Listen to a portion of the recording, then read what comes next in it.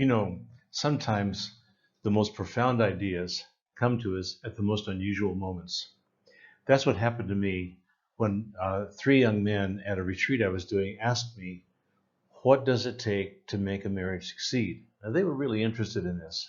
It happened a long time ago, but I still remember the moment clearly because I grabbed a napkin. How many ideas has the world experienced and become better by because somebody wrote on a napkin?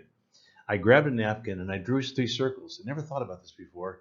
And I labeled the circles as you see in this diagram: fence, friendship, and fire. And then I said to these young men, these three words describe three kinds of love that are uniquely combined in every healthy marriage. The fence is a love that protects the marriage.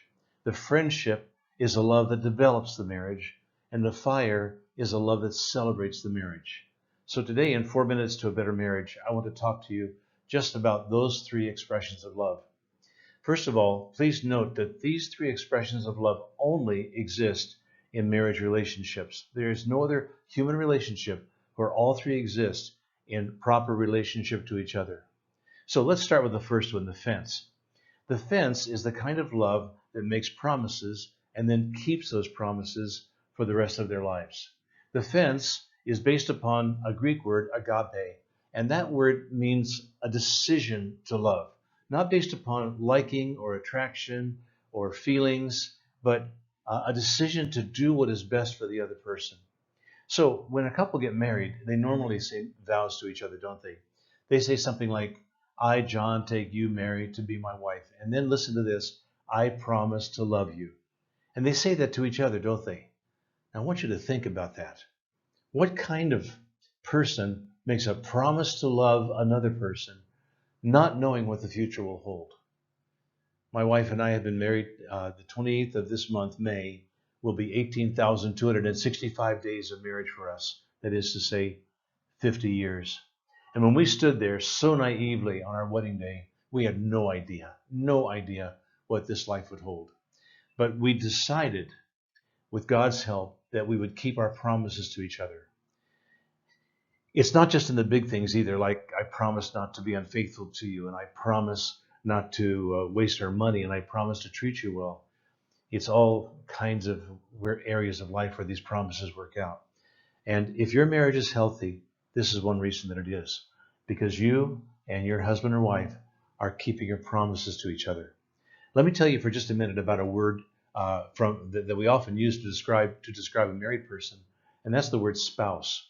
Now, spouse is a word I did not like for a long time, but I came to really appreciate the word because it comes from the Latin root spondere, which means to make a solemn promise.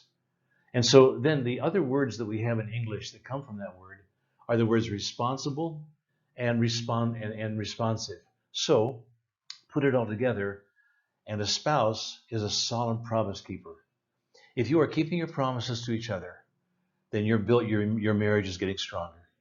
The second circle is friendship. And that circle describes all of the common ground that we develop. Normally, we start doing that before we get married because we marry somebody that we like. Hardly ever does someone marry someone they don't like.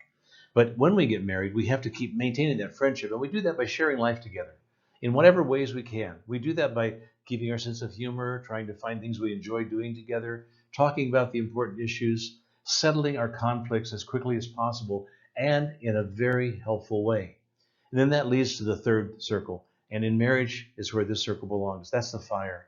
And that speaks of our sexual love for each other, which is a celebration of a unique intimacy that you and your husband or wife have, and only you have. This is the proper place for sex, protected by a covenant, enriched by a friendship. It's a celebration at the deepest possible psychological, spiritual, and physical level of our union as husband and wife. I hope that all three loves are growing and are enriching each of you in your marriages. This is Mike Constantine, and this is 4 Minutes to a Better Marriage.